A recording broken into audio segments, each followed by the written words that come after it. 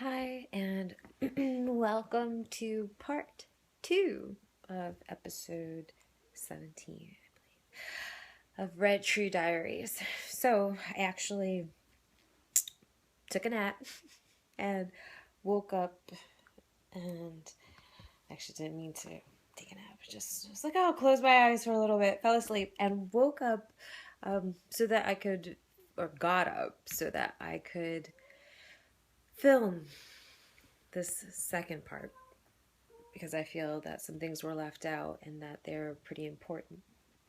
So, in regarding taste, exploring the sense of taste, one of my favorites that I didn't like until I gave it a go later in life is honey, the honey bear. And um, this is really important for two reasons because, first of all, I didn't used to like coconut or honey until I was 19 years old.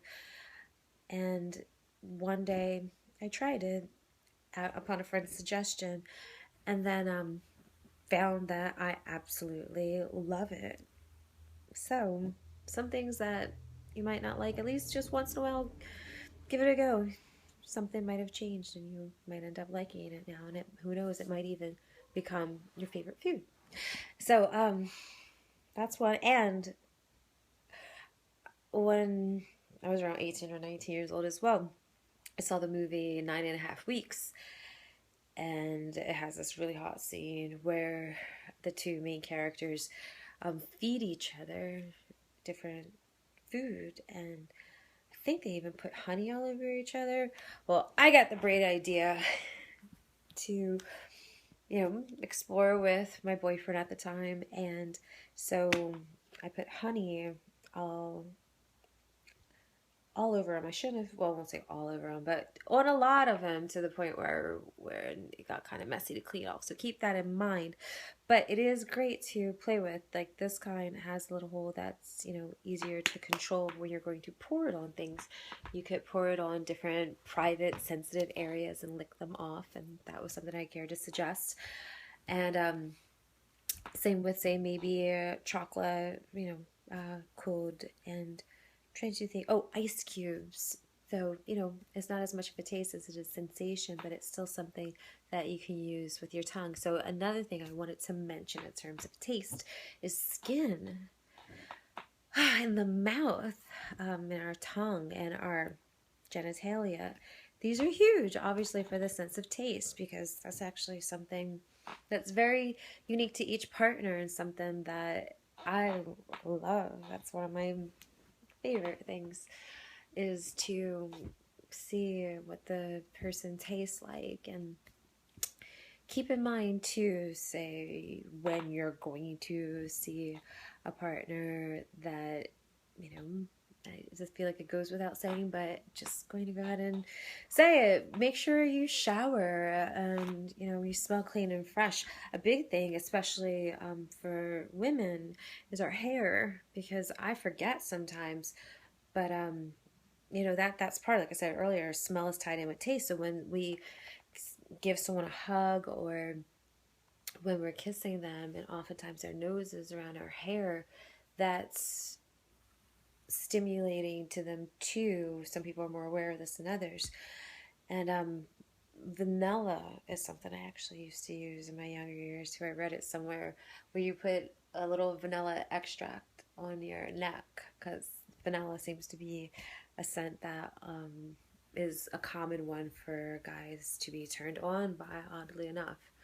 And I mean, if that's something that you like, the smell as well as your neck being kissed, or maybe, just in key areas.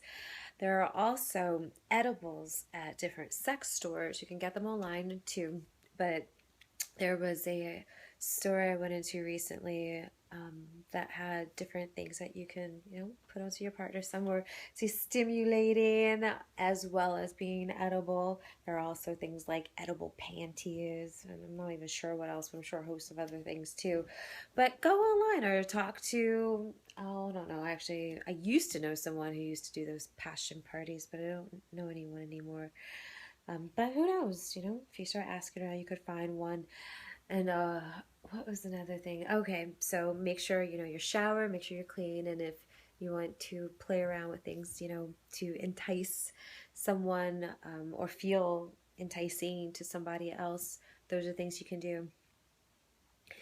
One key thing is not something I actually thought about for a couple years because I didn't really drink coffee very often, but it is a very big thing in our cultures for people to drink coffee, and the taste in your mouth and on your breath too. So if you want someone to kiss you and taste you, coffee is great. I've come to love and appreciate coffee, but keep in mind that if and when you're kissing someone after drinking a cup of coffee, go ahead and maybe, you know, put a mint leaf in your mouth or freshen up with some mouthwash or a piece of gum or orange juice, anything else to help wash away that coffee film that was probably on your tongue. And same with cigarettes. That's a big one too. If you smoke, I mean, unless your partner smokes, these are again, to each our own. You know, if your partner smokes and they like that, then by all means, you know, do what you feel is authentically you. I'm just saying, if you find you're not being kissed or kissing or tasting, and that's what to me they're part and parcel, the kissing and tasting, as much as you'd like, you might want to think, what kinds of things have I been eating?